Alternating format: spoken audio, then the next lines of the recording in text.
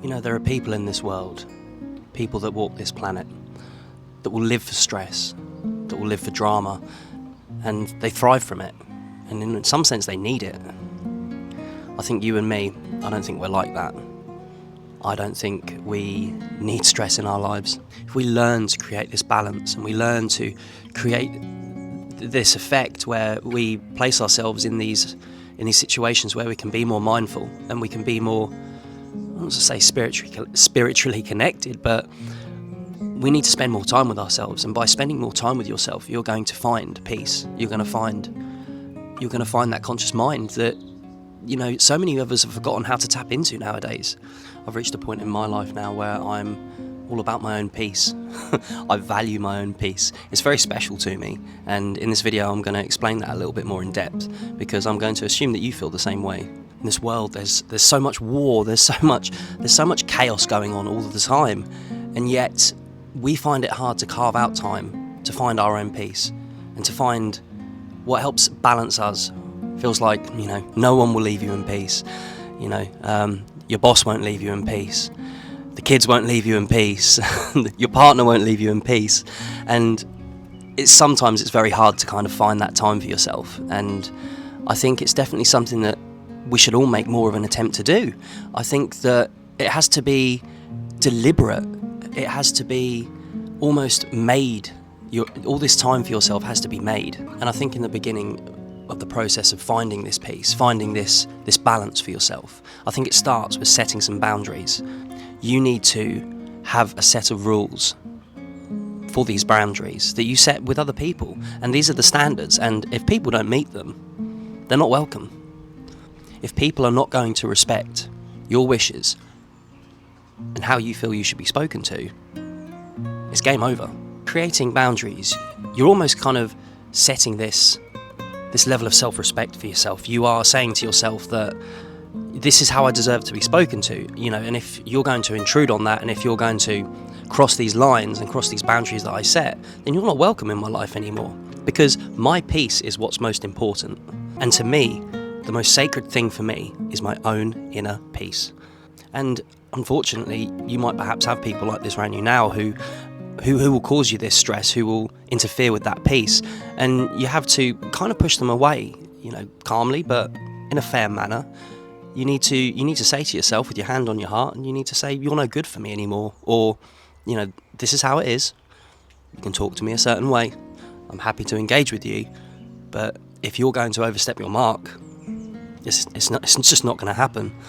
And that's the problem, isn't it, today, especially with things like social media, you know, where it's so easy for people to be volatile, be overexpressive, and to kind of just lay on thick how they feel without really thinking about how it's going to affect other people. We've almost been given this pass, this complete hall pass to be able to say what we want, you know, feel how we feel, and betray that onto people, you know, as we see fit. But more people nowadays need to set the standard. We need to set this boundary, especially with all this social media. You know, if you're not going to add any value to my life, or you're going to be volatile, it's out, it's gone, it's not happening. And I think as human beings, sometimes we can allow people to stress us out, you know, because we are only human beings, and we're going to let people come and wind us up, upset us, and have these, you know, feelings pushed onto us. But I think we all try to make a conscious effort to be better at this. We all try to, you know, acknowledge these people coming to us, these attacks of our peace, and we always try to manage them a little bit better, or we certainly wish we could. The hard part is repetitively over time, making sure that you put into practice this conscious effort of seeing someone come to you, seeing that they're about to serve you negative energy, they're about to make an attempt to try to upset you, and you see it, you acknowledge it, and you go, it's not for me. It's not for me. I'm not having any of that energy around me. And there is nothing wrong with people having their own opinions. Everyone's allowed their own opinion, you know. That's just the world that we live in today. But, you know, we can't have people. But it comes a point when, if someone's opinion is going to interfere with how you feel, or because of your own morals, you know, you might suddenly feel upset about a way they feel about something, you have to just kind of take a step back from the situation, let them go about their way. And you need to understand that just because someone says something doesn't make it a fact. You know, it's their opinion. It's not what is justified. You need to nip it in the bud really quickly, and you need to spot it the moment it comes at you. The moment you see someone start to build you up, start to make you angry, and if they do, and if you're in that situation, just get the hell out of there, because they're not taking your peace. Don't let them. They're not allowed to. I've got a story of when I was working a landscaping job. It would have been about, I'd say, 7 or 8 years ago, and we were in my work van. I was with a garden designer. She was a South African lady, and her name was called Delia. I remember her very well. And we were driving to this job in the morning, and I was driving. She was sat next to me, and the traffic was busy. It was a very hectic morning in the middle of the city centre, and I remember coming across a junction and someone cutting me up, someone frustrating me. I got really angry, and I shouted abuse at this guy, and I remember very well, and it stuck with me ever since. She turned to me after that had happened and looked at me and she said, "Luke, do you know what that guy's just done right there? He has driven away your happiness. You were fine, he's just pissed you off, he's picked up your happiness and he's taken it. Don't let people steal your happiness." Apologies if that's a rubbish South African accent, but that resonated with me. Don't let other people steal your happiness. And by that, making a conscious effort to acknowledge when perhaps someone's going to upset you, take away some of that happiness from you, and then it's going to affect you later on in the day. And nip it in the bud before it happens, and acknowledge when it does. I believe that every morning we wake up with, there's no other way to put it, we wake up with a jar of fucks every single morning.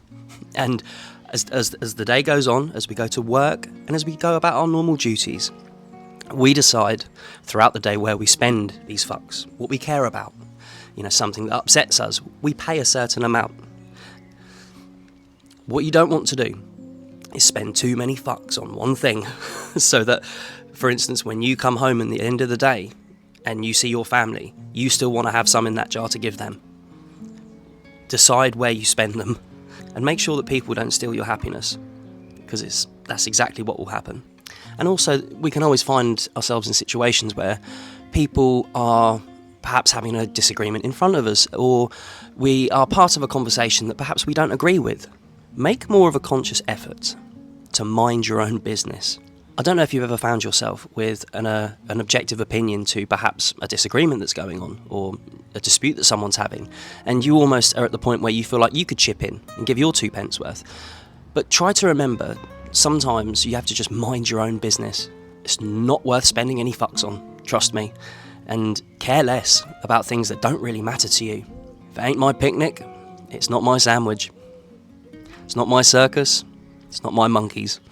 There are only 2 sources that are going to upset you and wind you up by certain situations, and it's either the people that are around you or it's yourself. Now, we can control how we feel to a certain extent. We can consciously make that effort. So worry about what you can control. Practice spotting it before it happens. It's going to help. As you can all probably imagine, the world is not going to get any better. The world that we live in today, with all these objective opinions and all this chaos and this war and fighting, it's not going to get any better. You need to consciously create your own peace. You need to create that mindset.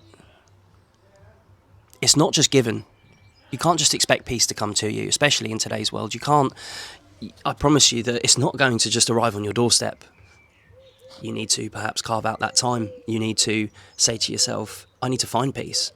I need it and I owe it to myself. And don't be too critical of yourself in the process, because it will make finding that peace a lot harder. You need to be in your own corner. Turn it off, log out, and take a big step back sometimes. It's going to help you deal with other situations a heck of a lot better in life. If you practice this peace and you be mindful, you're going to be a lot wiser of a person for it. I can promise you that. That's certainly what I've done, and I've had to carve out this time. Disclaimer, I'm not here to tell you how to live your life. But by creating this channel, my objective is to help everyone get 1% better every single day. At the very bare minimum, if we can. And I think if everyone did that, the world would be a better place. So if you haven't already, go and check out some of my other videos that all focus around mindset, self-development. And if you've got any questions or queries about this video and anything I've spoken about, drop a comment below and I'll get back to you. Thanks for stopping by. I'll see you later.